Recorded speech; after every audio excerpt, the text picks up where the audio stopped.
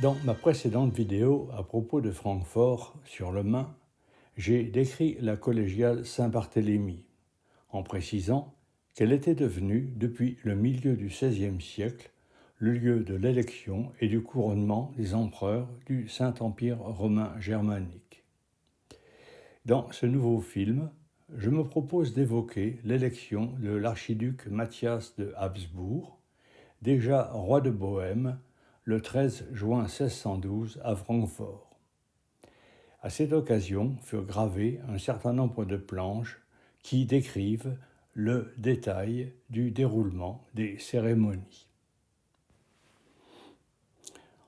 L'organisation de l'élection avait été officialisée en 1356 par l'empereur Charles IV de Luxembourg, à partir de pratiques nouvellement usitées. Dans son texte appelé la Bulle d'or, il institua que l'élection serait effectuée par un collège de 7 électeurs et se tiendrait, comme de toute ancienneté, à Francfort. Les 7 électeurs sont représentés sur cette gravure figurant l'élection de Charles Quint.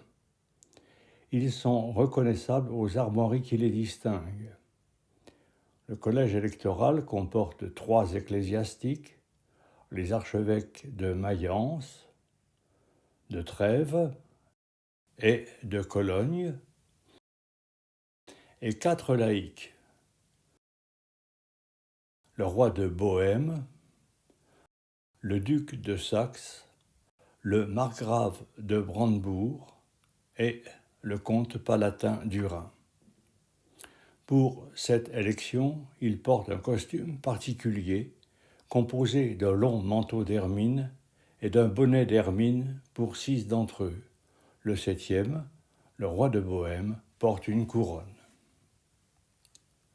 On retrouve 6 de ces électeurs sur la page de garde des gravures de l'élection de Matthias. Le 7e est Matthias, jusqu'alors roi de Bohême et qui vient d'être élu. À cet égard, il convient de rappeler que la Bulle d'or précise que l'élection donne à l'élu le titre de roi des Romains. Pour devenir empereur, il fallait autrefois descendre à Rome et se faire couronner par le pape. Cette obligation tomba en désuétude. Il fut peu à peu admis que l'élection du roi des Romains conférait aussi le titre d'empereur. C'est en particulier ce que révèle la titulature de Matthias ainsi traduit « Matthias, élu empereur des Romains, toujours Auguste ». Selon la Bulle d'or, sitôt la mort de l'empereur, la cour impériale doit prévenir l'archevêque de Mayence qui fixera la date de l'élection dans un délai de 3 mois. Tournons maintenant les pages du recueil de gravures dont j'ai décrit la page de garde.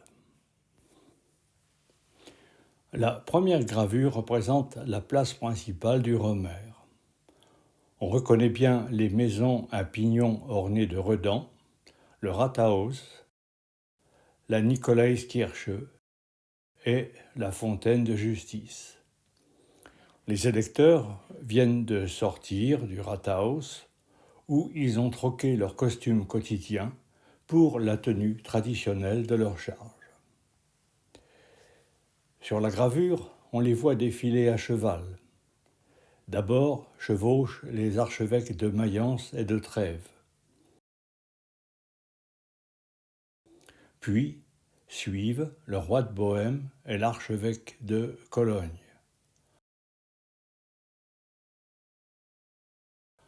Enfin, suivent le comte palatin du Rhin, le duc de Saxe et le représentant du margrave de Brandebourg. S'ils ne pouvaient assister à l'élection, les électeurs pouvaient se faire représenter, mais leurs représentants ne portaient pas la tenue électorale. Parmi ces électeurs, on reconnaît facilement Matthias, puisqu'il porte la couronne du roi de Bohême. De part et d'autre des électeurs se trouve une importante garde. Des hallebardiers marchent à leur côté, tandis que des soldats armés d'arquebuses posés sur leurs fourquines et des cavaliers forment une haie d'honneur. Derrière le cortège, un large espace vide maintient la foule à distance. Deux autres gravures montrent ce cortège. Celui-ci se dirige vers l'église Saint-Barthélemy, où se trouve la chapelle de l'Élection. Il longe le marché, puis entre dans l'église par le portail nord. Là, ils entendent la messe et prêtent serment. Le trajet de la procession entre la place du Romer et la chapelle électorale peut être encore accompli par un visiteur, comme le montrent les photos actuelles qui suivent.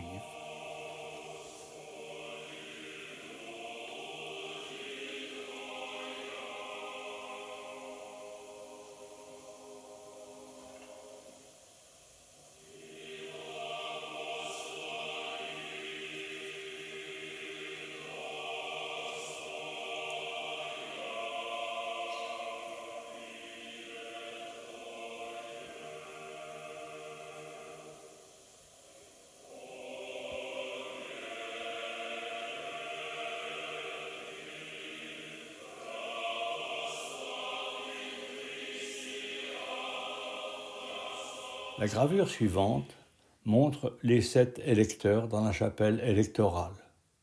Pour l'occasion, les murs de la chapelle ont été tendus de tapisseries évoquant des scènes glorieuses de l'histoire du Saint-Empire. Au-dessus de l'autel, un retable figure le jugement dernier, montrant aux électeurs ce qui pourrait leur arriver s'ils ne choisissaient pas le nouveau roi en toute équité. 6 des 7 électeurs sont assis sur la rangée supérieure des stalles.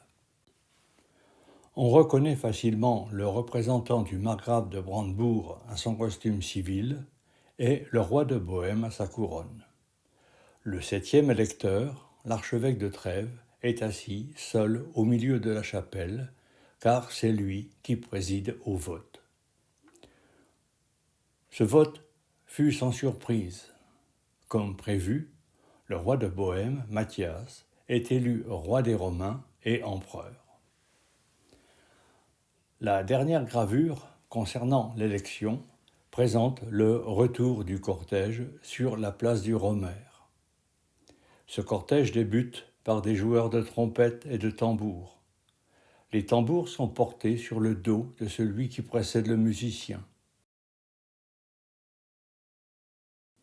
Puis suit l'archevêque de Trèves. Derrière, chevauchent 3 électeurs laïcs portant les attributs royaux.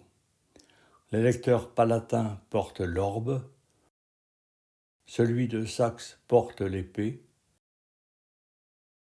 et le représentant du Brandebourg tient le sceptre. Derrière se trouve le nouvel empereur, coiffé de la couronne du roi des Romains. Enfin, les archevêques de Cologne et de Mayence ferment la marche. Comme à l'aller, le cortège est encadré par les hallebardiers, tandis que les arquebusiers présentent les armes. Ainsi se termine l'élection.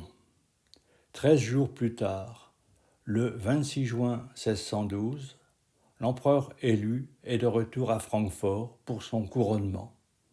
Celui-ci sera l'objet de ma prochaine vidéo.